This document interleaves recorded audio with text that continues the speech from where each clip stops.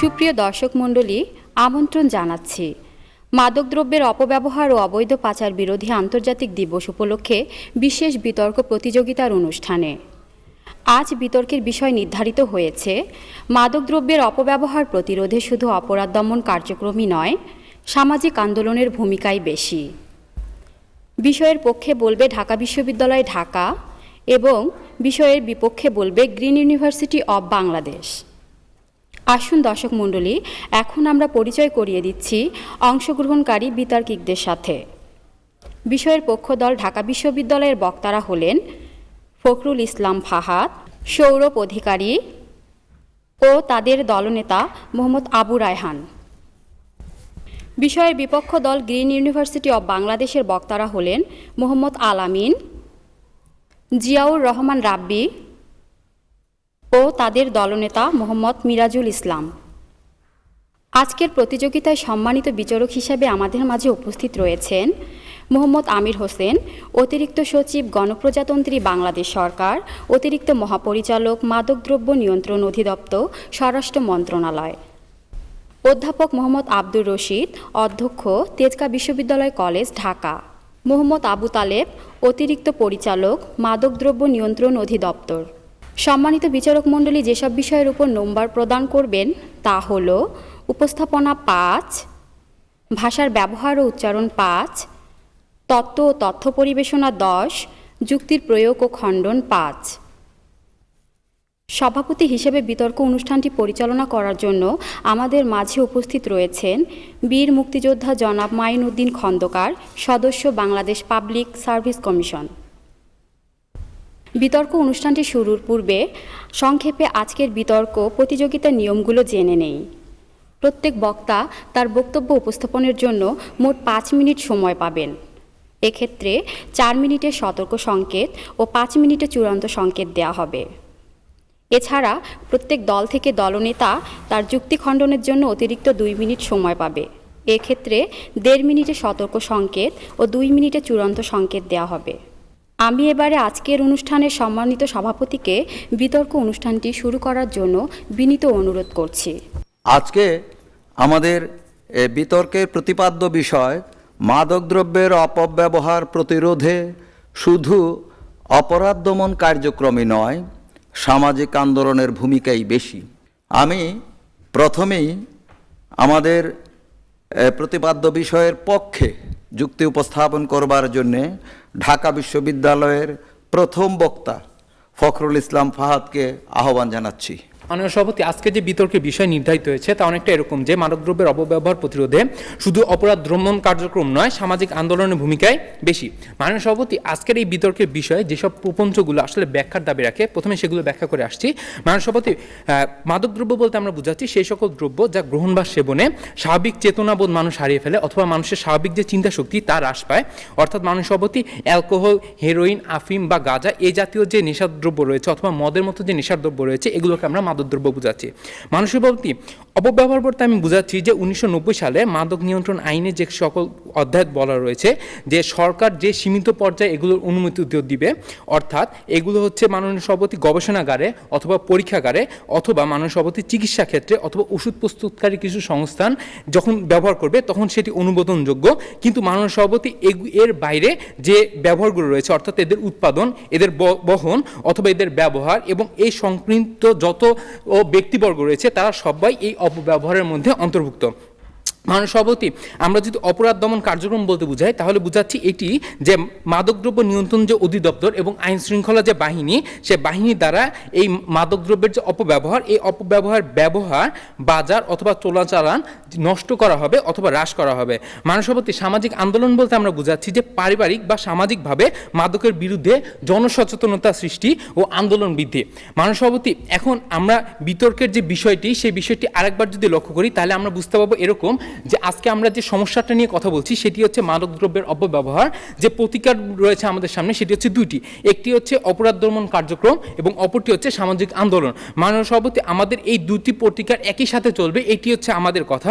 শুধুমাত্র অপরাধ দমন কার্যক্রম দিয়ে এটি আসলে রোধ করা সম্ভব নয়, অথবা এই যে সামাজিক আন্দোলন, এই আন্দোলনের ভূমিকাটা অপরাধ দমন কার্যক্রম থেকে বেশি। কখনোই আমরা বলতে চাচ্ছি না যে শুধুমাত্র সামাজিক আন্দোলন দিয়ে এটি রোধ করা সম্ভব। অবশ্যই দুটি মাধ্যম রয়েছে, অপরাধ দমন কার্যক্রম এবং সামাজিক আন্দোলন দুটিই চলবে, কিন্তু এক্ষেত্রে আমরা দেখে যাব যে সামাজিক আন্দোলনই আসলে এখানে প্রধান ভূমিকা বা মুখ্য ভূমিকা পালন করে। মাননীয় সভাপতি, আমরা যদি আজকে প্রেক্ষাপটে লক্ষ্য করে দাঁড়াই যে আমরা এখন বাংলাদেশে বসবাস করছি এবং এই বাংলাদেশে 2,83,000 মানুষের বিপক্ষে রয়েছে মাত্র একজন যিনি এই মাদকদ্রব্য নিয়ন্ত্রণ করেন অথবা মাদকদ্রব্যের বিরুদ্ধে কথা বলেন। মাননীয় সভাপতি, এখান থেকে দাঁড়িয়ে মাদকদ্রব্য নিয়ন্ত্রণের 4টি ধাপ আমি বলে যাচ্ছি, যে 4টি ধাপ আসলে সর্বজন স্বীকৃত অথবা সর্বজন গ্রহণযোগ্য। প্রথমে হচ্ছে এর চাহিদা হ্রাস করতে হবে, দ্বিতীয়ত হচ্ছে সরবরাহ হ্রাস করতে হবে, তৃতীয়ত হচ্ছে যে এর দ্বারা যে ক্ষতি, সে ক্ষতি হ্রাস করতে হবে, এবং চতুর্থত রাজনৈতিকভাবে এর সদিচ্ছা থাকতে হবে। মাননীয় সভাপতি, প্রথমে আসি কিভাবে চাহিদা হ্রাস করবো। মাননীয় সভাপতি, মাদকদ্রব্যের যদি চাহিদা না থাকে, অর্থাৎ যে মাদক সেবনের যারা রয়েছে তারা যদি মাদক যে দ্রব্য, সেই দ্রব্যের যদি জন্য চাহিদাই তৈরি করতে না পারে, তাহলে অবশ্যই মাদক এখানে আসবে না, অথবা মাদক সেবন হবে না, অথবা মাদকের অপব্যবহার থাকবে না। দ্বিতীয়ত, মাননীয় সভাপতি, যদি সরবরাহ হ্রাস করতে পারি, অর্থাৎ এই মাদকটি যদি মাদক সেবী দ্বারা পর্যন্ত না পৌঁছায়, তাহলে মাননীয় সভাপতি সেখানে আমাদের মাদকের অপব্যবহার হ্রাস করা সম্ভব হবে। এবং মাননীয় সভাপতি, এর দ্বারা যে ক্ষতি, এই ক্ষতি যদি আমরা ক্ষতির কথা চিন্তা করি, এই ক্ষতি আমাদের হ্রাস করা সম্ভব হচ্ছে চিকিৎসার দ্বারা এবং পুনর্বাসন দ্বারা। আর রাজনৈতিক সদিচ্ছা যদি থাকে, অর্থাৎ একটি সরকার যদি চায় যে তিনি তার যে রাষ্ট্র, সেই রাষ্ট্রে মাদক দ্রব্য এর যে নিয়ন্ত্রণ, সেই নিয়ন্ত্রণটি করবেন, সেই সদিচ্ছা মাননীয় সভাপতি এখানে খুব গুরুত্বপূর্ণ ভূমিকা পালন করে। এখন মাননীয় সভাপতি, প্রথমে আসি আইনের ব্যাপারটি। মাননীয় সভাপতি, অবশ্যই আইন দরকার, আইনের প্রণয়ন দরকার, কিন্তু মাননীয় সভাপতি আমাদের দেশে আমরা দাঁড়িয়ে আমরা যদি লক্ষ্য করি তাহলে দেখতে পাবো যে আমাদের যে আইন রয়েছে সেই আইনটি আসলে অপ্রতুল, অর্থাৎ আইনের যে আমাদের যত কঠোর আইন দরকার সে কঠোর আইনটি নেই, এবং যে আইনটি রয়েছে সেই আইনের প্রয়োগও সুষ্ঠুভাবে হচ্ছে না। মাননীয় সভাপতি, একটু যদি লক্ষ্য করি তাহলে 2002 সালে যদি আমরা আইনের সংশোধনের ক্ষেত্রে তাকাই, তাহলে দেখতে পাবো যে আগে 2002 সালের পূর্বে কোনো প্রাতিষ্ঠানিকভাবে কোনো ব্যক্তি জামিন পেত না যদি মাদকের চোরাচালানে সে যদি আটক করা হতো। কিন্তু মাননীয় সভাপতি 2002 সালের পরবর্তীতে সেই অধ্যাদেশটি বাতিল করা হয় এবং বলা হয় যে তিনি জামিন পাবেন যদিও তিনি মাদকের যে চোরাচালান তার সাথে যুক্ত থাকেন। মাননীয় সভাপতি, এই যে আইনের অপ্রাতুলতা অথবা আইনের যে এই অবস্থায় সামাজিক আন্দোলন আসলে কিভাবে ভূমিকা পালন করছে এবং কি ভূমিকা পালন করছে তা একটু লক্ষ্য করে। মাননীয় সভাপতি, প্রথমেই বলে আসি সামাজিক আন্দোলনটি আসলে কিভাবে হবে। সামাজিক আন্দোলনটি মাননীয় সভাপতি আমরা এখানে 4টি ভাগে বিভক্ত করেছি। প্রথমটি হচ্ছে পারিবারিকভাবে সামাজিক আন্দোলন, পরেরটি হচ্ছে প্রতিষ্ঠান বা সংঘের মাধ্যমে সামাজিক আন্দোলন, 3 নম্বরটি হচ্ছে মাননীয় সভাপতি ধর্মীয় প্রতিষ্ঠানের দ্বারা সামাজিক আন্দোলন, এবং চতুর্থটি হচ্ছে মাননীয় সভাপতি মিডিয়ার দ্বারা সামাজিক আন্দোলন। মাননীয় সভাপতি, একটি শিশু যখন ছোট থেকে বড় হয়ে ওঠে তখন তিনি পরিবারের যে পরিবেশ সেই পরিবেশই বড় হয়ে ওঠে, এবং এই পরিবেশ থেকে আসলে সামাজিক আন্দোলন শুরু করা আমাদের জন্য প্রয়োজন। আমরা যখনই একজন মাদক সেবীর কথা বলি, তার পারিবারিক পরিবেশ যদি সুষ্ঠু থাকে, অর্থাৎ পারিবারিকভাবে তিনি যদি সামাজিক আন্দোলনের সেই সুযোগটি পান, তাহলে মাননীয় সভাপতি তিনি অবশ্যই এই মাদক সেবন হবে না। এরপরে মাননীয় প্রতিষ্ঠান বা সংঘের কথা বলি।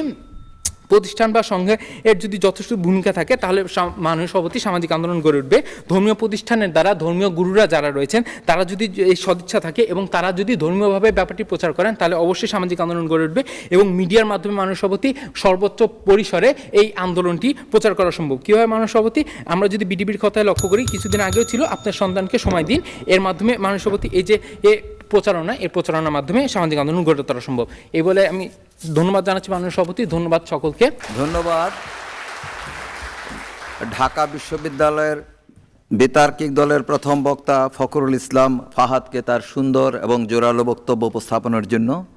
এবার আমাদের প্রতিপাদ্য বিষয়ের বিপক্ষে বক্তব্য উপস্থাপন করবার জন্যে গ্রিন ইউনিভার্সিটি অব বাংলাদেশের প্রথম বক্তা মোহাম্মদ আল আমিনকে তার বক্তব্য উপস্থাপন করবার জন্য আহ্বান জানাচ্ছি। বিতর্কের বিষয় নির্ধারিত হয়েছে মাদকদ্রব্যের অপব্যবহার প্রতিরোধে শুধু অপরাধ দমন কার্যক্রমই নয়, সামাজিক আন্দোলনের ভূমিকাই বেশি। বিপক্ষে অবস্থান করছে মাননীয় সভাপতি, আমি আমার দলের প্রথম বক্তা হিসেবে যে প্রবঞ্চগুলো রয়েছে সেই প্রবঞ্চগুলোর সংজ্ঞা করে যাব। আমার দলের দ্বিতীয় বক্তা এসে বক্তব্য সম্প্রসারণ এবং আমার দলের দলনেতা এসে সার্বিক সমন্বয়ের মাধ্যমে এই বিষয়টি আজকে অগ্রহণযোগ্য সেটি প্রমাণ করে যাবে। মাননীয় সভাপতি, মাদকদ্রব্য নিয়ন্ত্রণ আইন 1990 সালের 2 নং ধারার ঠ উপধারা অনুযায়ী নিষিদ্ধ নেশাজাতীয় দ্রব্যের অযাচিত ব্যবহার, গ্রহণ, হস্তান্তর বা উৎপাদন কিংবা পরিবহন সব কিছুই হচ্ছে, এবং তার যে অপব্যবহারটি, সেই অপব্যবহারটি হচ্ছে মাননীয় সভাপতি মাদকদ্রব্য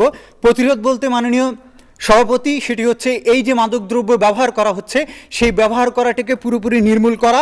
অপরাধ দমন কার্যক্রম বলতে মাননীয় সভাপতি খুব স্পষ্টভাবে বলছি, ক্রিমিনোলজি বা অপরাধ বিজ্ঞানের ভাষায় 3টি জায়গা রয়েছে যে জায়গাগুলো থেকে সরাসরিভাবে কোনো অপরাধকে নিয়ন্ত্রণ করা যায়। একটি জায়গা হচ্ছে মাননীয় সভাপতি, সেটি হচ্ছে গবেষণা, যে গবেষণার মধ্যে থাকবে ওই অপরাধটির সম্ভাব্যতা যাচাই, ওই অপরাধটি সামাজিকভাবে কতটুকু প্রভাব ফেলবে, কিংবা ওই অপরাধটির পরিত্রাণের যে উপায়টি সেই উপায়টি কেমন হবে সেটি মাননীয় স্পিকার ক্রিমিনোলজি এবং অপরাধ বিজ্ঞান সুনিশ্চিত করে। আরেকটি বিষয় হচ্ছে মাননীয় সভাপতি, অপরাধীকে আইনের আওতায় এনে শাস্তি দেওয়া কিংবা অভিযোগ গঠন করা কিংবা তদন্ত করা কিংবা সাক্ষ্য প্রমাণ অব্যাহতি এবং পুনর্বাসনের যে ব্যবস্থাটি সেই ব্যবস্থাটি দ্বিতীয় মাধ্যমে রয়েছে। এবং মাননীয় সভাপতি, তৃতীয় যে বিষয়টি সেটি হচ্ছে রাষ্ট্রীয় পদক্ষেপ, অর্থাৎ মাননীয় সভাপতি প্রশাসনিক দক্ষতা বৃদ্ধি করা, শাস্তি সচেতনতামূলক একটি জায়গা দাঁড় করানো, এবং চতুর্থ যে বিষয়টি হচ্ছে সেটি হচ্ছে সামাজিক আন্দোলন। এবং মাননীয় স্পিকার, এই যে সামাজিক আন্দোলন নিয়ে তারা কথা বলছেন, এই বিষয়টি মাননীয় স্পিকার যখন সরাসরি পরিষ্কার হয় এবং এই বিষয়টি যখন মাদক দ্রব্য অপব্যবহার প্রতিরোধে যে কথাটি আমরা বলছি, অর্থাৎ অপরাধ দমন কার্যক্রমের যে কথাটি বলছি, সেই অপরাধ দমন কার্যক্রমের চতুর্থ অংশ, অর্থাৎ মাননীয় স্পিকার এই যে সামাজিক আন্দোলন এটি যদি অপরাধ দমন কার্যক্রমের চতুর্থ অংশ হয় তাহলে এখানে পরিষ্কার হয়ে যায় যে মাদক দ্রব্যের অপব্যবহার প্রতিরোধে অপরাধ দমনের কার্যক্রমটাই আসলে সবচেয়ে বেশি গুরুত্বপূর্ণ ভূমিকা পালন করে। মাননীয় সভাপতি, এই জায়গায় হচ্ছে আজকের বিতর্ক। মাননীয় সভাপতি, সার্বিকভাবে যদি আমরা লক্ষ্য করে থাকি তাহলে দেখব যে আইনি নিষিদ্ধ নেশাজাত দ্রব্য অযাচিত ব্যবহার, উৎপাদন, পরিবহন এবং সেখানে বাধা সৃষ্টিকারী এবং সেটাকে নিয়ন্ত্রণ করার জন্য সবচেয়ে বেশি যেটি ভূমিকা পালন করে সেটি মাননীয় সভাপতি পরিষ্কার অপরাধ দমন কার্যক্রম পদ্ধতি। মাননীয় সভাপতি, বিষয়টিকে যদি আরও বেশি পরিষ্কার করতে যায় তাহলে যে বিষয়টি আমরা জানি ক্রিমিনোলজি এবং অপরাধ বিজ্ঞানের ভাষায় every man is potential criminal, অর্থাৎ মাননীয় সভাপতি প্রত্যেকটা মানুষ অপরাধের সঙ্গে সংযুক্ত থাকে এবং অপরাধ হচ্ছে প্রত্যেকটা মানুষের সহজাত একটি বিষয়। তার মানে মাননীয় স্পিকার তারা আজকে কি কথাগুলো বলেছেন দেখুন মাননীয় স্পিকার, তারা আজকে বলছেন চাহিদার কথা বলছেন, তারা পরিবহন বন্দর হ্রাসের কথা বলছেন, প্রত্যেকটি জায়গায় দেখুন মাননীয় স্পিকার আজকে যদি মাদক দ্রব্য অধিক হারে দেশে বেড়ে যায় তাহলে মানুষ অপরাধ প্রবণ যেহেতু সে অপরাধটি করবে, মাদক দ্রব্য গ্রহণ করবে। কিন্তু যদি আজকে কঠোর আইন প্রণয়ন করে সেই আইনটি বাস্তবায়ন করে দেশের প্রত্যেকটি জায়গায় মাদক দ্রব্য নিয়ন্ত্রণের যদি চাহিদা মেটানো বা কমানোর জন্য যদি পরিষ্কারভাবে আইন নির্ধারণ করা হয় তাহলে মাননীয় স্পিকার আস্তে আস্তে কমে যাবে। মাননীয় সভাপতি, একটু স্পষ্ট করে দেখুন, আজকে আপনি দোকানে গেলে সেখানে দেখবেন কি সিগারেটের প্যাকেটের উপরে সুন্দরভাবে লেখা আছে তামাকজাত দ্রব্য ব্যবহার করা স্বাস্থ্যের জন্য ক্ষতিকর কিংবা ধূমপান পান স্বাস্থ্যের জন্য ক্ষতিকর। এর চাইতে বড় সামাজিক আন্দোলন আর কোথায় পাবেন? এর চাইতে বড় সচেতনতার আর কোথায় পাবেন মাননীয় সভাপতি? এমন একটি জায়গায় দাঁড়িয়েও কিন্তু সামাজিক আন্দোলন পরিষ্কার করতে পারে না। সুতরাং এই জায়গাতে যদি আমরা পরিষ্কার করতে যাই মাননীয় সভাপতি তাহলে অপরাধ দমন কার্যক্রমই সবচেয়ে বেশি গুরুত্বপূর্ণ। মাননীয় সভাপতি, আমরা যে 3টি কথা বলেছিলাম তার মধ্যে একটি ছিল গবেষণা।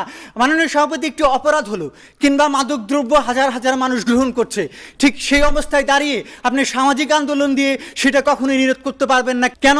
তার একটি মাত্র কারণ, ওই অপরাধের ধরন কি, ওই অপরাধ কিভাবে সংগঠিত হচ্ছে, ওই অপরাধটি কোন শ্রেণীর মানুষগুলো নিচ্ছে এবং ওই অপরাধটি কিভাবে নিয়ন্ত্রণ করা সম্ভব সেটা কেবলমাত্র অপরাধ বিজ্ঞানের দ্বারা নিয়ন্ত্রিত। সেটা কেবলমাত্র অপরাধ বিজ্ঞানের দ্বারা নিয়ন্ত্রিত যে আইনটি রয়েছে সেই আইনটি। আজকে মাননীয় সভাপতি, মাদক দ্রব্য নিয়ন্ত্রণ যে অধিদপ্তর রয়েছে সেই অধিদপ্তরের একটি বোর্ড রয়েছে, সে বোর্ডের কয়েকটি কার্যাবলী মাননীয় সভাপতি, নিয়ন্ত্রণ আইন 1990 সালে যে আইনটি ছিল সেই আইনের 9 ধারায় স্পষ্টভাবে বলা হয়েছে তারা উপকরণ কিংবা মাদকদ্রব্যের যে উপকরণগুলো রয়েছে সেই উপকরণগুলো কিভাবে নিয়ন্ত্রণ করা হবে সেই বিষয়গুলো বলা হয়েছে। সবচেয়ে গুরুত্বপূর্ণ কথা মাননীয় সভাপতি, আমাকেও বুঝতে হবে এবং চিকিৎসককেও বুঝতে হবে এই জায়গাতে আইনের গুরুত্বপূর্ণ সবচেয়ে বেশি অপরাধ দমন কার্যক্রমই কেবল মাদকদ্রব্য নিয়ন্ত্রণ করতে পারে। ধন্যবাদ। আমাদের প্রতিপাদ্য বিষয়ের বিপক্ষ দলের প্রথম বক্তা মোহাম্মদ আলামিনকে। এখন আমি ঢাকা বিশ্ববিদ্যালয় দলের দ্বিতীয় বক্তা সৌরভ অধিকারীকে তার বক্তব্য উপস্থাপন করবার জন্য আহ্বান জানাচ্ছি। আজকের যে বিতর্কটি অনুষ্ঠিত হচ্ছে সেটির বিষয়টি এরকম, মাদকদ্রব্যের অপব্যবহার প্রতিরোধে শুধু অপরাধ দমন কার্যক্রমই নয়, সামাজিক আন্দোলনের ভূমিকায় বেশি। মাননীয় সভাপতি, কিছুক্ষণ আগে মনে হচ্ছিল যে এখানে একজন উকিল কোর্টে দাঁড়িয়ে আইনের বিভিন্ন ধারা বিশ্লেষণ করছেন। আমি তাকে বোঝাতে চাচ্ছি এটি এমন একটি গণমাধ্যম যেখানে জনসচেতনতামূলক কার্যক্রমগুলো সম্প্রচার করা হয়, যেন আমার দেশের মানুষগুলো সচেতন হয়ে ওঠে, তারা যেন একটি মেসেজ পায়, সেটি করা হচ্ছে। স্পষ্টতই আজকের যে বিতর্কটি মানুষের, সেখানে মাদকতা নিয়ে কথা আসছে। আজকের যে মাদকতাটি রয়েছে সেটি প্রাণের স্ফুরণ ঘটানো কোনো উন্মেষ চাক্ষুষের মাদকতা নয়, এটি কালজয়ী রঙের আঁচড়কে কাপড়ের ক্যানভাসে বন্দি করার যে নেশায় পাবলো পিকাসো বা হুসাইন মেতেছিলেন সেই নেশাও নয়। এই নেশাটি হচ্ছে সেই নেশা যেটি একটি সন্তানকে তার প্রিয় পরিবার থেকে দূরে টেনে দেয়, যেটি ভালোবাসার মানুষকে তার বন্ধন থেকে ছুটিয়ে নিয়ে যায়। প্রশ্নটি হচ্ছে এই বন্ধনকে আবার পুনরুদ্ধার করতে অথবা এই বন্ধনকে শক্তিশালী করে ছিঁড়তে না দেওয়ার ক্ষেত্রে পুলিশের পেটানো বেশি কার্যকর নাকি বাবার সেই আদর স্নেহ মায়ের ভালোবাসা সেটি বেশি কার্যকর? মাননীয় সভাপতি, এটি স্পষ্ট যে আজকে যে আন্দোলনটি হওয়া দরকার সেটি দমনমূলক নয়, বরং সামাজিক, যেটি পুলিশের সেলে হবে না, সেটি আমাদের গৃহে হবে। মাননীয় সভাপতি, আজকে দেখুন যখন আমরা আলোচনা করতে আসি তখন খুবই স্পষ্টভাবে আজকের যে বিতর্কটি রয়েছে সেটি দুইটি জায়গায় নিষ্পন্ন হওয়ার কথা। একটি হচ্ছে শুধু অপরাধ দমন কার্যক্রম অথবা সামাজিক আন্দোলন। লক্ষ্য করুন, যদি আমি শুধুমাত্র অপরাধ দমনমূলক কার্যক্রমের দিকে তাকাই, তিনটি পসিবল সলিউশন থাকে অথবা সমাধান থাকে মানুষের। একটি, এই অপরাধ দমনমূলক যে কার্যক্রম সেটি সম্পূর্ণভাবে এই যে অপরাধটি রয়েছে মাদকের অপব্যবহার সেটিকে নির্মূল করবে। মাননীয় সভাপতি, প্রথম যে বিষয়টি যে সম্পূর্ণভাবে মূলোৎপাটন, সেটি মাননীয় সভাপতি আপনি বুঝতেই পারছেন এটি আদৌ সম্ভব নয়, কারণ এখনো পর্যন্ত এরকম কোনো আলামতই দেখা যায়নি। একটি এবং সুনির্দিষ্ট নিশ্চিত ফলাফল, সেটি হচ্ছে এই মাদকদ্রব্যের যে অপব্যবহার রয়েছে সেটির সমূল উৎপাটন সম্ভব। কিভাবে মাননীয় সভাপতি? বিশ্লেষণ করে যাচ্ছি।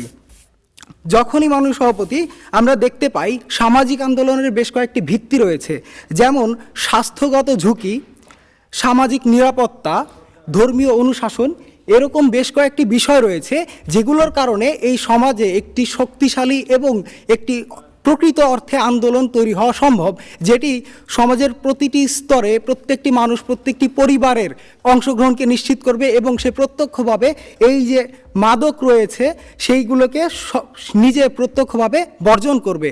অর্থাৎ ঠিক এই জায়গাতে মাদকের যে অপব্যবহার সেটি হওয়ার জন্য যে চাহিদা রয়েছে সেটি আর থাকছে না। এখন যখন এই চাহিদাটি আর থাকছে না, ঠিক সেই সময়ে এইখানে কে এসে মাদকের যে অপব্যবহারটি সেটি সংগঠিত করবে, সেটি হচ্ছে প্রথম প্রশ্ন।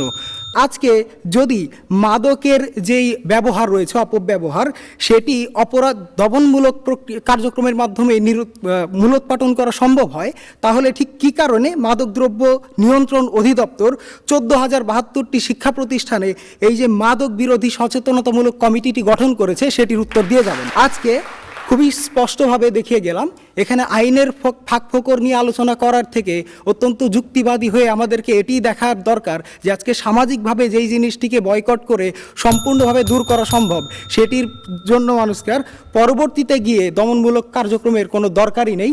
অর্থাৎ আজকের যে বিতর্কের বিষয় সেটি মাননীয় সভাপতি পক্ষদল জয়ী হবে এই আশাবাদ ব্যক্ত করে শেষ করছি। ধন্যবাদ সবাইকে।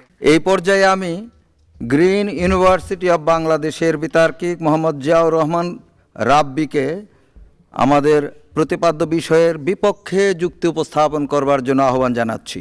মাননীয় সভাপতি, রাষ্ট্রের অভ্যন্তরে মাদক সংক্রান্ত যে ধরনের অপরাধ সংঘটিত হয় কিংবা যে ধরনের অপরাধ ঘটতে পারে, এইসব বিষয়গুলোর উপর যদি দক্ষভাবে প্রশিক্ষণের ব্যবস্থা করে যারা বিচারক থাকে এবং যারা আইন বিভাগে কাজ করে থাকে তাদেরকে যদি ভালোভাবে প্রশিক্ষণ দেওয়া হয় মাননীয় সভাপতি, এবং রাষ্ট্রীয় উদ্যোগটি গ্রহণ করা হয় এবং সমাজ ও রাষ্ট্রের মধ্যে একটি সমন্বিত ব্যবস্থা করা হয় মাননীয় সভাপতি, তাহলে এই যে মাদক সংক্রান্ত যেসব অপরাধগুলো আছে এই অপরাধগুলো মাননীয় সভাপতি অনেকাংশে দূর হয়ে যাবে। মাননীয় সভাপতি, আজ পক্ষ দল এসে একটি ক্ষুদ্র বিষয় নিয়ে আলোচনা করছেন। যদি আমরা ক্রিমিনোলজির ভাষায় বলি, অপরাধ বিজ্ঞানের ভাষায়, তারা যে জনসচেতনতার কথা বলছে সেই জনসচেতনতার বিষয়টি হচ্ছে একটি ক্ষুদ্র অংশ মাননীয় সভাপতি। মাননীয় সভাপতি, আজকে পক্ষ দল শুধুমাত্র সচেতনতার কথা বলতে গিয়ে তারা পারিবারিক কিংবা সামাজিকভাবে সচেতনতার কথা বললো। আমরা আমাদের পার্শ্ববর্তী দেশ ভারতের দিকে তাকাতে পারি মাননীয় সভাপতি। পার্শ্ববর্তী দেশ ভারত কিংবা মায়ানমার থেকে আমাদের দেশে প্রতি মাসে মাননীয় সভাপতি 3 থেকে 3.5 কোটি টাকার মাদকদ্রব্য অবৈধভাবে আমাদের দেশে অনুপ্রবেশ করে মাননীয় সভাপতি। এই যে অবৈধ অনুপ্রবেশটি করে, এই যে মাদকদ্রব্যের যে অপব্যবহারটি হয়, এই অপব্যবহারটি তারা কোন সামাজিক সচেতনতার মাধ্যমে দূর করবে মাননীয় সভাপতি, তো সেই ধরনের কোনো কথা তারা বলে যায়নি।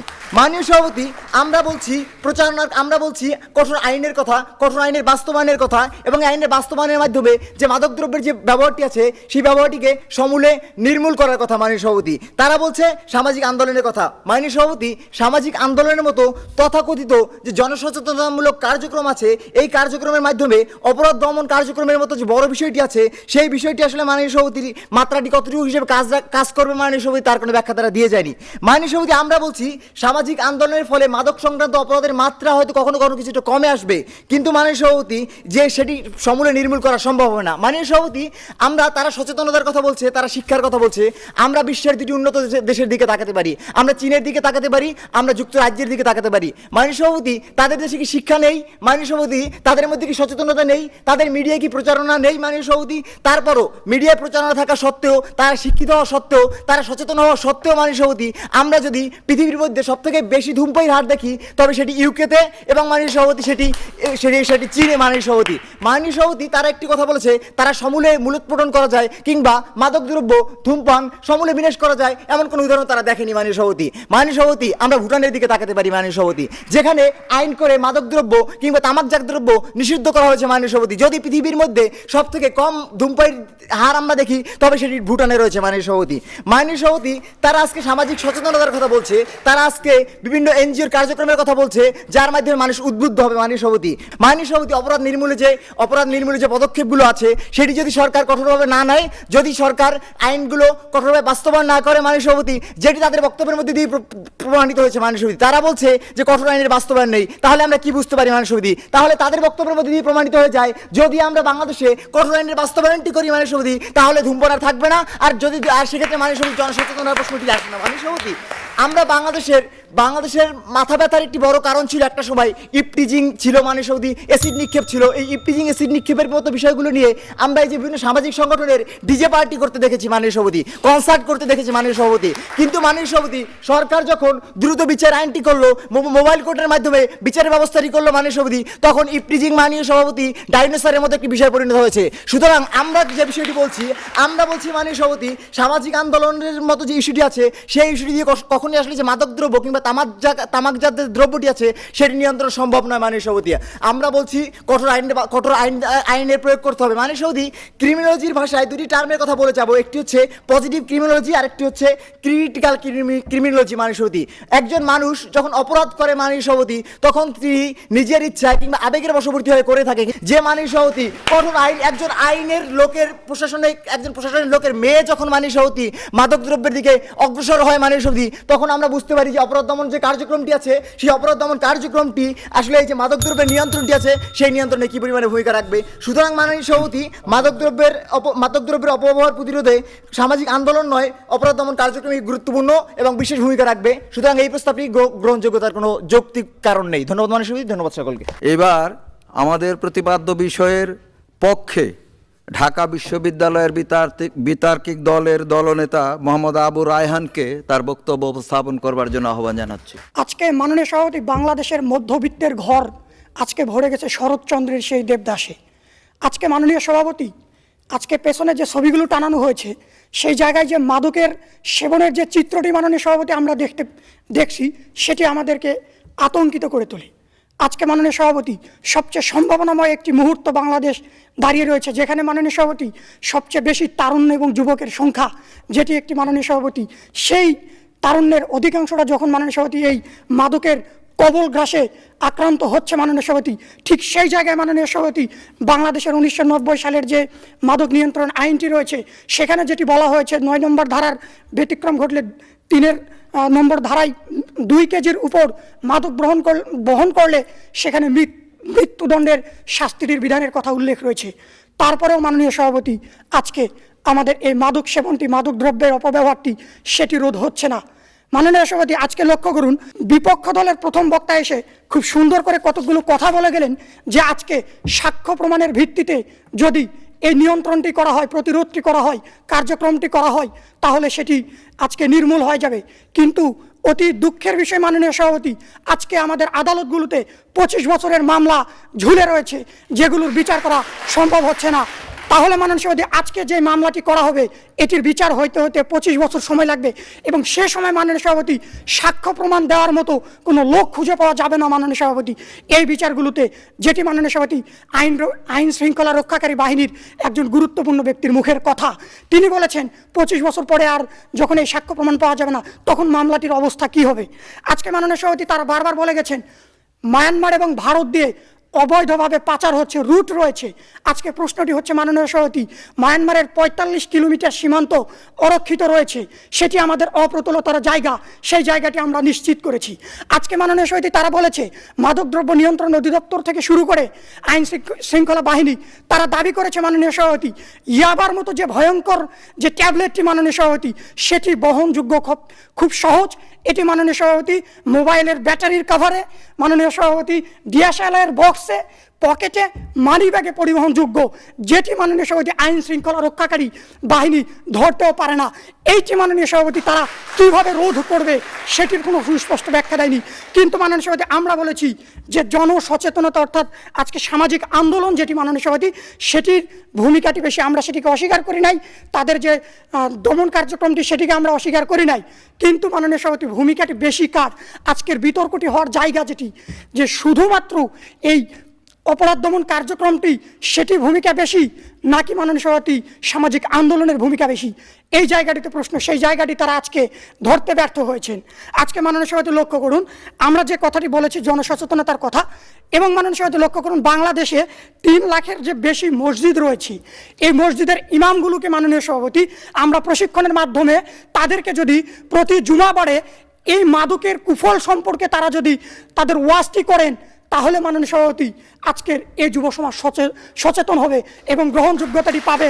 আজকে মাননীয় সভাপতি আমাদের যে মন্দির রয়েছে, যে গির্জা রয়েছে, সেখানকার ধর্মগুরুরা মাননীয় সভাপতি ট্র্যাডিশনাল কিছু কথাবার্তার বাইরে যদি মাননীয় সভাপতি এই মাদকের ভয়াবহতা সম্পর্কে তুলে ধরেন, আজকে মাননীয় সভাপতি লক্ষ্য করুন আমরা বলেছি এই জনসচেতনতাটি কিভাবে হবে এবং কেন তারা করবে, এই ইমামরাই বা কেন করবে কিংবা পরিবারটি কেন করবে। আমরা বলেছি মাননীয় সভাপতি স্বাস্থ্য ঝুঁকি রয়েছে, সামাজিক নিরাপত্তাটি রয়েছে, এবং এর যে ক্ষতিটি মাননীয় সভাপতি এটি কেবলমাত্র কোনো ধনী কিংবা গরিব কিংবা আমার ছেলে নয় অমুকের ছেলেরাই আক্রান্ত করবে তা নয়, বরং এর কবল গ্রাস থেকে কেউ রক্ষা পাবে না। তাই মাননীয় সভাপতি সবাই তাদের নিজের জায়গা থেকে এই জায়গাটিতে সচেতন হবে এবং এর ফলে যে সামাজিক আন্দোলনটি সেটি সফল হবে এবং এই অপরাধটি কমে আসবে এবং সামাজিক আন্দোলনের ভূমিকাটি বেশি। আজকে মাননীয় সভাপতি ইউনাইটেড স্টেটস অফ ওয়ার্ল্ডস তাদের একটি রিপোর্টে তারা বলেছেন মাননীয় সভাপতি এই মাদকের যে করাল গ্রাসটি সেখান থেকে পরিত্রাণের জন্য পিতামাতা এবং পরিবারের ভূমিকা সবচেয়ে বেশি, এবং একমাত্র পরিবার পারেন তাদের এই করাল গ্রাস থেকে রক্ষা করতে। আজকে মাননীয় সভাপতি লক্ষ্য করুন, আজকে বাংলাদেশে যারা মাদক সেবন করছেন তারা কি, তারা আমার পরিবারের সন্তান না হয় আপনার পরিবারের সন্তান, কোনো না কোনো পরিবারের সন্তান। এই সন্তানগুলোকে মাননীয় সভাপতি আইনের আওতায় আনার পরেও মাননীয় সভাপতি লক্ষ্য করুন, দেখুন যে আজকে পাবনাতে কয়েকটি অভিভাবক তারা আইন শৃঙ্খলা রক্ষাকারী বাহিনীকে তাদের সন্তানের বিরুদ্ধে